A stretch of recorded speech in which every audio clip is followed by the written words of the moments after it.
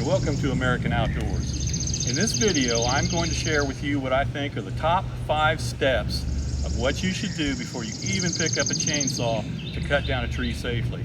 Now, I'm no professional, and this video is not meant for professionals. It's meant for the average homeowner, the guy or gal that cuts down a few trees a year.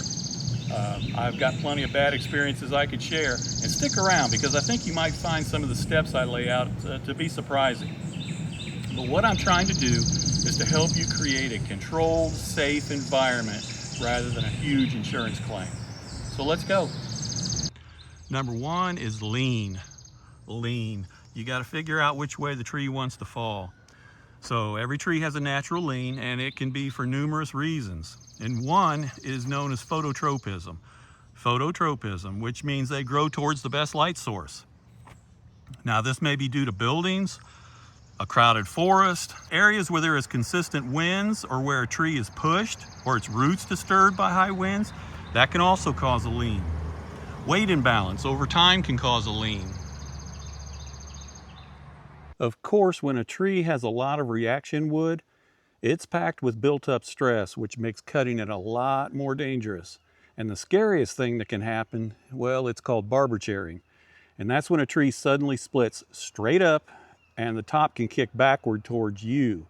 And it can also bind your saw, it can twist, it can spring in weird ways as you're cutting.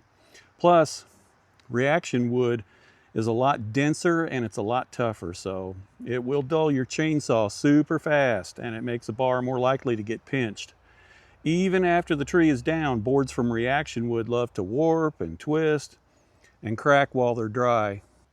It seems like I get a lot of reaction wood from the lumber store. That's why experienced cutters are always careful with leaning trees or ones that obviously have reaction wood. And just so you know, reaction wood shows up differently depending on the tree type. Now, this one's a hardwood in front of me, but in softwoods like pine and fir, it grows on the bottom side of the lean. That's called compression wood.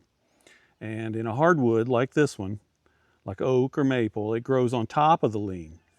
There is one way to check for the lean on a tree that is very simple, very cheap, and you don't need a plumb bob or a level or anything like that. You'll just use what you've already got, and that is an axe handle. So you'll simply stay at a distance from the tree and hold the axe handle near the end and just loosely holding it, line it up next to the trunk of the tree. And if there's any lean in the tree, you should see the gap fairly easily. Number 2, I'll call the height or the drop zone. And that's to know exactly how tall a tree is and whether it has room to fall. I mean, a lot of people like to guess, and you don't want to guess and be wrong. So a super simple trick is what's known as the stick method. And I'll hold a stick straight out at arm's length, and then I'll walk backward until that stick covers the tree from top to bottom. And then I'll set it on the ground 90 degrees from the tree, and I can use a tape measure. That distance is roughly going to be the tree's height. Now, it's interesting that most homeowners will generally underestimate how tall a tree is. A 60-foot tree needs at least 100 feet of drop space. And honestly, more than that's better. And why do I say that? Well, all you have to do is see some large trees that fall, and especially a dead tree, they tend to explode. And with that explosion comes just debris flying everywhere. I have seen trees fall and hit houses, garages, decks, patios, porches, cars, trucks, and animals, all because people cutting the trees down just didn't take a few extra minutes for preparation and figure out what the fall distance was. Number 3 is damage. Do a full hazard check on the tree itself. You should walk all the way around and look up. Are there dead branches? Those are called widowmakers for a reason, and they can weigh hundreds of pounds and they can break free at any moment. Also, you can tap the trunk with a hammer or the back of your axe. If you hear a hollow sound, then that's probably going to mean rot and weakness. Likely ants or termites or just rot has hollowed out the inside of the tree. Look for big cracks or splits. Now this pine has bark coming off, and it's had woodpecker activity. So that means this tree is either dead or it's near dead. And dead trees can become brittle and snap rather than following a hinge like a normal cut. Actually, I'll give you a little known fact that over 30% of logging accidents involve widowmaker branches. Even experienced guys get complacent, and that's me too. Number 4 is hazards. You got to check everything around a tree. Power lines, buildings, fences, vehicles, other trees. If I wasn't careful, it wouldn't be difficult to take out that power line and aggravate a lot of neighbors down the road from me. But right now I'm down in a dry creek bed. But as you can see, if I'm cutting trees down here, it would be very easy to catch a tree, hanging it up, and make it a very dangerous situation.